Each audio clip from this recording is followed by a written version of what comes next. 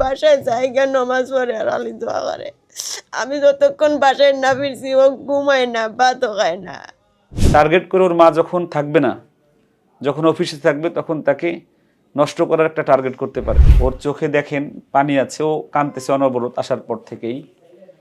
আপনারা সবাই দোয়া করবেন যেন আমি আমার হালাল রোজগার দিয়ে আমি যেন এই আমেনাদের মাথায় হাত দিয়ে এদেরকে যেন মানুষ করতে পারি। তো ঢাকার আশেপাশে যদি কেউ বড় জায়গা দেন, তাহলে এই আমেনাদের অনেক উপকার হয়। আমার মতো যদি 1000 আলেম এরকম চেষ্টা শুরু করে, তাহলে দেখা যাবে যে এতিমদের আর কষ্ট হবে না আর।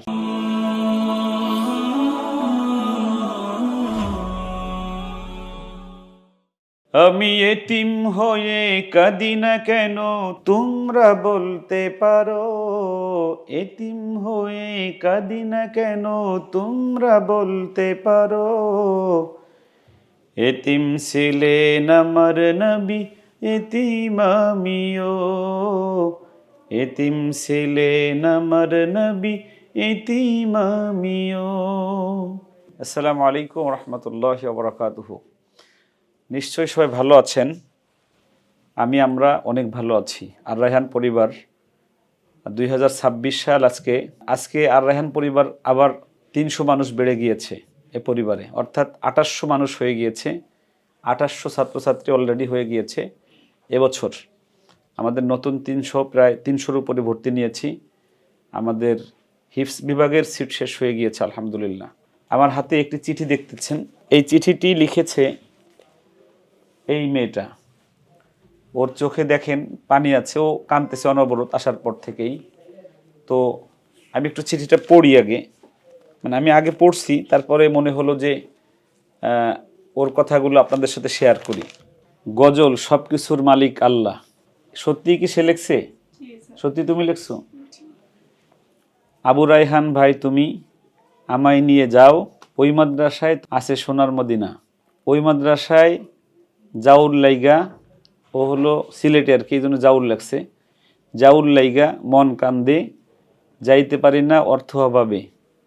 আবু রায়হান ভাই, তুমি আমায় নিয়ে যাও না, ওই মাদ্রাসায় পড়তে মন চাই, পারি না অর্থ অভাবে। আবু কাইয়ুম, ও যেরকম পারে আর কি, ওর বানান আবু কাইয়ুম ফুজুর, ও লাগছে ফুজুর আর কি। আবু কাইয়ুম ফুজুর, আপনি আমার বাবা মতন, আমার বাবার ভালোবাসা কখনো পাই না। আপনি আমার বাবার ভালোবাসা দিও, আপনি আমার মায়ের দুঃখ বুঝেন, দাওয়া করেন। আমার মা কাজ করে, আমাকে লেখাপড়া শেখায়, টাকা অভাবে ভালো মাদ্রাসায় পড়তে পারি না। আমি আমার মায়ের ভালোবাসা বড় হয়েছি। আমার মা ছাড়া পৃথিবীতে কেউ নাই, আমি ছাড়া মায়ের কেউ নাই। এখন শুধু আপনার ভালোবাসা চাই, সব কিছুর মালিক আল্লাহ। তারিখ হলো 2/1/2026। এরপরে লেখছে হলো আমাদের মালিক আল্লাহ তাআলা, আল্লাহ ছাড়া আর কোনো মাবুদ নেই। ইতি আল্লাহ রাসূলের ভালোবাসা। আবু কাইয়ুম হুজুর, আপনি আমাকে পারেন পৃথিবীর শেষ ভরসা। আমার নাম আমিনা খানম মিম। এটা কি সত্যি তোমার লেখা? জি। মিথ্যা কথা বলতেছো না তো? হ্যাঁ, জি না। তুমি এরকম কাঁদতেছো কেন? হ্যাঁ বলো, দাঁড়াও দেখি, এরকম কাঁদতেছো কেন? আপনারা যারা এই ভিডিওটি দেখবেন, এরকম কেউ করেন না। একটা হলো বাপ মারা গেলে এটা একটা ভালো, যে সে বলতে পারে যে আমার বাবা নাই। এই মেয়েটাকে ওর বাবা তালাক দিয়েছে, 2018 সালে তালাক হয়েছে, তখন দাঁড়ায়। এরপর থেকে ওর মা গার্মেন্টসে কাজ করে বা মানুষের বাসায় কাজ করে। এই মেয়েটাকে নাম আমিনা এই পর্যন্ত বড় হয়েছে। তো আমার কাছে আসছে, আমি ছিলাম সারাদিন বাহিরে, এসে ওর মাকে দেখি। আমি আসার পর থেকেই ও কাঁদতেছে, ওর চোখ লাল হয়ে গেছে। যদি একটু করে দেখাই, কাঁদতে কাঁদতে ওর চোখ লাল হয়ে গেছে। মেয়েটা খুব মায়াবী। আমি এমনি এতিম ছাড়া আমি ফিরি বা হাপে আমি নেই না। তো ওর কান্নাকাটি দেখে মোটামুটি আমাদের আশেপাশে যারা আছে তারাও বলতেছে যে হুজুর রেখে দেন। ওর মা 13,000 টাকা বেতন পায়, আমি যেটা বলতেছি আর কি, যে বাবার অভাবটা, এই যে এত সুন্দর ফুটফুটে একটা বাচ্চা, শুধু ওর বাবার খামখেয়ালির কারণে সে একটা অনিশ্চয়তার জীবনে আছে। এখানে কি কি হতে পারে? ওর মা ওকে সারাদিন রেখে গার্মেন্টসে কাজ করে, এই মেয়েটাকে পাশের বাসার একজন দুশ্চরিত্রবান পুরুষ সে এই মেয়েটাকে টার্গেট করতে পারে, যে টার্গেট করে ওর মা যখন থাকবে না, যখন অফিসে থাকবে, তখন তাকে নষ্ট করার একটা টার্গেট করতে পারে। এরকম একটা বড় সমস্যা এই মেয়েটার পিছনে আছে। তো এই সমস্যাটা ফিল করে মূলত ওর চোখের পানি দেখে আমি রাজি হয়েছি। আমি মেয়েটাকে আমেনাকে নিয়ে নিচ্ছি আজকে। আলহামদুলিল্লাহ। আমেনা, তুমি কেমন আছো? ভালো ইনশাআল্লাহ। আপনি কেমন আছেন? আমি ভালো আছি আলহামদুলিল্লাহ। তুমি এই চিঠিটা তুমি নিজে লিখছো? জি এখন লিখতে পারবা আবার? জি। কান্না করতেছো কেন এটা বলো একটু। তোমার বাবাকে তুমি দেখছো? জি না। কখনো দেখো নাই? জি না। মানে কখনো তোমার বাবাকে তুমি দেখো নাই? জি না। বড় হওয়ার পরে তোমার কাছে আসে নাই? জি না। আচ্ছা, তুমি কি এই আর রায়হান মাদ্রাসায় পড়তে চাও? জি। কবে থেকে? 2 মাস। 2 মাস? কেন? আপনার ভিডিওটা আগে দেখছিলাম, তাই আমার অনেক মন চাইছিল। আমার আম্মুর বলছিলাম, পরে আসছিল 16 ডিসেম্বর, নেন নাই দেখে গেছিল। 16 ডিসেম্বর আইছিল আম্মু? জি। তুমিও আইছিলা? জি। পরে নেই নাই? জি না। আমার সাথে দেখা হয়েছিল? জি। কি বলছিলাম? 2000 কম ছাড়া আর নেবেন না। 10,000 ছাড়া নেবো না এরকম? জি। আচ্ছা, পরে তুমি চলে গেছিলা? জি। আচ্ছা, পরে তারপরে আজকে আবার আসছো? জি। আজকে কেন আসছো বলো? আজকে শেষ দিন, যদি না নেন তাহলে ওই মাদ্রাসায় পড়ব। আজকে না নিলে ওই মাদ্রাসায় পড়বা? জি। তুমি নাকি স্বপ্নে দেখছো? জি। কি স্বপ্নে দেখছো? আপনি আমাকে ভর্তি নিয়েছিলেন, অনেক দিন ধরে পড়তেছিলাম। এটি স্বপ্নে দেখছো? জি। পরে আম্মুকে বলছো? জি। কেমন আছেন? আলহামদুলিল্লাহ ভালো আছে। আপনি কেমন আছেন? ও কি ওর আব্বাকে দেখে নাই? জি না। কখনো দেখে নাই? জি না। ও যে সময় ছোট ছিল দরিয়া দাঁড়ায়, এই সময় ওর আব্বু একটু নেশা ছিল। তারপরে অনেক বেজাল ছিল বিয়ের 7 মাস পরে। বেজাল পড়ার পরে অনেক বেজাল ছিল। তারপরে বিয়ের 7 মাস পরে আমার আব্বু মামলা করছিল। মামলা করার পরে 1 বছর আব্বুর কাছে ছিলাম। তারপর আব্বুর কথা না মানিয়ে আমি চলে গেছিলাম। চলে যাওয়ার পরে আল্লাহর রহমতে তালাবি হরিয়া ওরে আমি পাইছিলাম। পাওয়ার পরে ওর আব্বু নেশা ছাড়ে না, মানে অত্যাচার করে। তারপরে আমি আসছি বাইয়েন্দ্র আছে দুঃখ প্রকাশ করছি, বাইয়েন্দ্র আমার আশ্রয় দেয় নাই। তারপর আমি আমাদের সিলেটে একটু আশ্রয় কেন্দ্র আছে, মহিলা আশ্রয় কেন্দ্র, ওই জায়গায় আমি মেলা দিন থাকছি।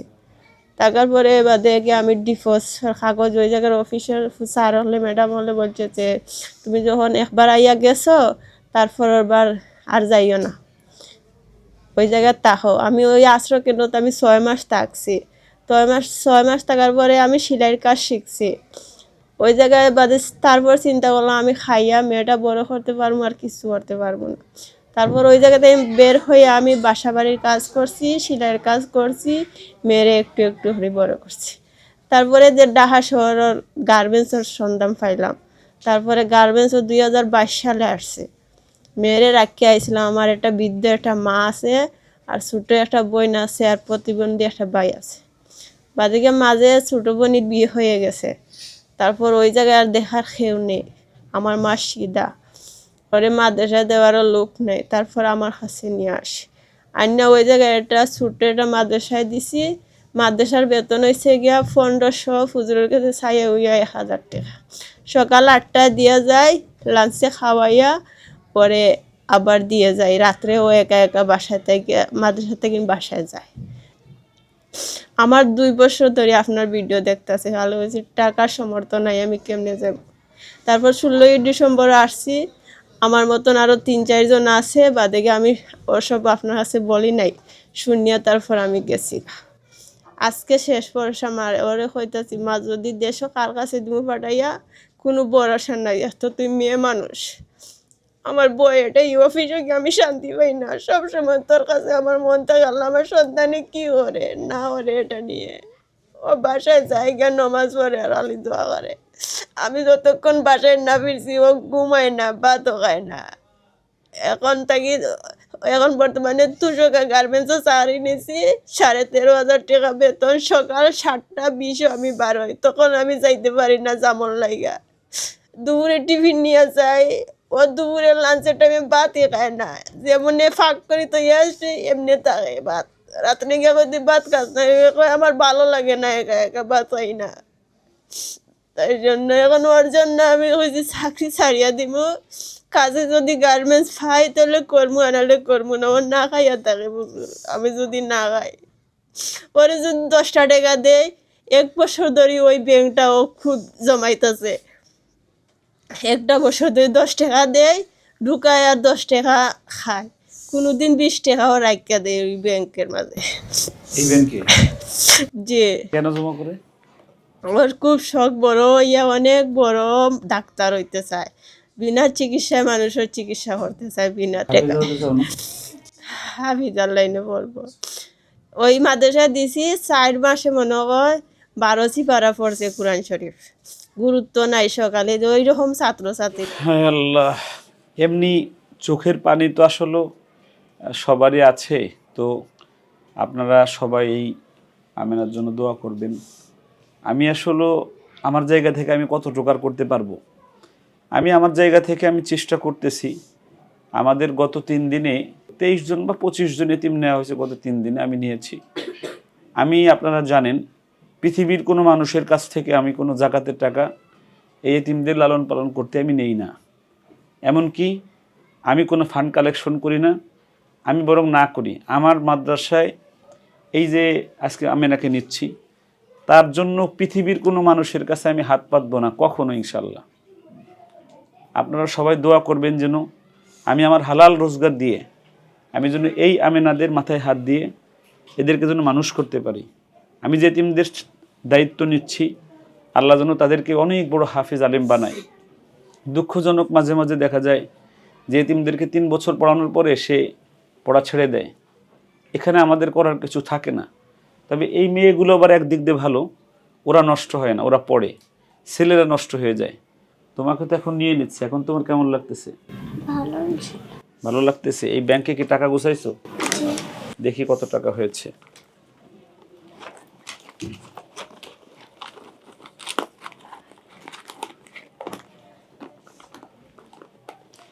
দেখেন, একটা ছোট মানুষের কোরআন শিখার মানে আগ্রহ, এই ছোট ব্যাংকের মধ্যে একজন মানুষের বড় হওয়ার স্বপ্ন। এখানে অনেক টাকা হবে না, কত টাকা আর হবে, কিন্তু এই টাকাগুলো ওর জীবনের মানে চাওয়া পাওয়া। যে ও মনে করছে যে এই টাকাগুলো গোছায় নিয়ে কাইমুল্লার কাছে গেলে হয়তো আমি রাখবো। এখন আমার একটা সমস্যা হলো, এই ভিডিও দেখে দেখা যাবে যে আরও বহু মানুষ এখানে আসতে চাইবে সেম সিস্টেমে। আমি কি করব? আমি যারা এই ভিডিওটি দেখবেন, আমি সবাইকে বলি, আমি কোনো সাহায্য নেই না। তবে আমি তো যে কোনো সময় দুনিয়া থেকে চলে যেতে পারি। আমার চেতনাটা বাঁচায় রাখতে চাই রায়হান, আমার সন্তানদের মধ্যে। আমি ভাড়ার বাড়িতে আছি, এখন বর্তমানে 8টা বাড়ি ভাড়া আছে। এই 8টা বাড়িতে আমি প্রায় 11 লক্ষ টাকা বাড়ি ভাড়া দিই। তো মাসিক বাড়ি ভাড়া যদি না লাগে, তাহলে বছরে প্রায় 1.5 কোটি টাকা, 2.25 কোটি মানে 100 কোটি টাকা সেভ হয়। তো নিজস্ব জায়গা আমি কিনবো, এরকম টাকাও আমি গোছাতে পারতেছি না। তো ঢাকার আশেপাশে যদি কেউ বড় জায়গা দেন, তাহলে এই আমেনাদের অনেক উপকার হয়। আমি একটা এতিমখানা মাদ্রাসা করে রেখে যাব, যেখানে কিয়ামত পর্যন্ত আমার এই চেতনাটা বাস্তবায়ন থাকবে। এতিমরা যেখানে পড়বে, বা এমনও হতে পারে যে আমাকে 500 মানুষ 1 লাখ টাকা করে দিলেন জায়গা কেনার জন্য, সেই জায়গা দিয়ে আমি আমেনাদের জন্য এরকম এতিমদের জন্য একটা মাদ্রাসা বানালাম। এটা জাস্ট আপনারা যদি পারেন আর কি, যারা শুধু জায়গা কেনার জন্য, অন্য কোনো কারণে না, আমি এতটুকু এই এতিমদের জন্য আমি নিচ্ছি। টাকাটা একটু গুনে দেখি কত টাকা। 500 টাকার নোটও ফেলাইছো? এটা কি মা দিয়েছে তোমাকে? ওরে আল্লাহ, এখন একটা ভাইয়ে 500 টাকা দিয়েছে, সেই টাকা রাখছে, এই টাকা তোমার দিলাম না, এটা লাগবে না। হ্যাঁ, 200 টাকা তুমি ফেলাইছো, কে দিয়েছে এটা? আম্মু দিয়েছে। তুমি না খেয়ে এখানে টাকা রাখছো কেন বলো? এই টাকা আম্মু খাইতে দিছিল, মজা খাইতে দিছিল, না খেয়ে তুমি রাখছো কেন বলো? খাইছি তো 10 টাকা। 10 টাকা খাইছো, বাকি টাকা রেখে দিছো, তো গুনতে অনেক সময় লাগবে, এ টাকা তো ছিঁড়ে গেছে। আমি না, তুমি সূরা ফাতিহা পড়তে পারো? একটু পড়ো তো দেখি। আসসালামু আলাইকুম। আউযু বিল্লাহি মিনাশ শাইতানির রাজিম। বিসমিল্লাহির রহমানির রহিম। আলহামদুলিল্লাহি রাব্বিল আলামিন। আর রহমানির রহিম। মালিক ইয়াউমিদ্দিন। ইয়াকা না'বুদু ওয়া ইয়াকা নাস্তাঈন। ইহদিনাস সিরাতাল মুস্তাকিম। সিরাতাল লাযীনা আন'আমতা আলাইহিম ওয়ালাদ-দাল্লিন। আমিন। মাশাআল্লাহ। আমি না, তোমার পড়া তো শুদ্ধ হয় না, এদিকে দেখো, তুমি আমার মতো পড়তে পারবা। আউযু বিল্লাহি মিনাশ শাইতানির রাজীম। বিসমিল্লাহির রহমানির রহিম। গজল পারো? বলো তো দেখি। আসসালামু আলাইকুম। কেউ কাটিবে ঝাড়ের বাঁশ, কেউ বলিবে সর্বনাশ। কেউ কাটিবে ঝাড়ের বাঁশ, কেউ বলিবে সর্বনাশ। কেউ বাবার করবে গরম পানি। মা জননী, যেদিন তোমায় ছেড়ে যাব আমি, যেদিন তোমায় ছেড়ে যাব আমি। মা জননী, যেদিন তোমায় ছেড়ে যাব আমি। যখন আমি থাকবো না, মা বলে আর ডাকবো না। আমার জন্য কান্দো না মা তুমি। যখন আমি থাকবো না, মা বলে আর ডাকবো না। আমার জন্য কান্দো না মা তুমি। মাগো তোমার দুধের ঋণ শোধ হবে না কোনো দিন। মাগো তোমার দুধের ঋণ শোধ হবে না কোনো দিন। মাফ কইরা দিও দুঃখিনী মা জননী, যেদিন তোমায় ছেড়ে যাব আমি, যেদিন তোমায় ছেড়ে যাব আমি। মা জননী, যেদিন তোমায় ছেড়ে যাব আমি। মাশাআল্লাহ, থাক হইছে। তোর কণ্ঠ তো অনেক ভালো। শোনো, তোমাকে আমি হাফেজা বানাবো। তুমি এত সুন্দর তিলাওয়াত করবা যে তুমি বিশ্ব জয় করতে পারবা ইনশাআল্লাহ। বলো ইনশাআল্লাহ। পারবা ইনশাআল্লাহ। দেখেন, ও ছোট মানুষ, ওর চোখ দুটো লাল হয়ে গেছে কান্না করতে করতে।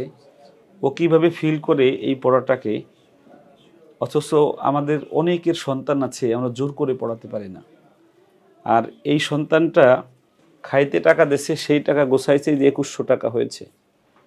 আল্লাহ রাব্বুল আলামিন আমাদের এই সন্তানটার মনের নেক আশাকে আল্লাহ পূর্ণ করুক।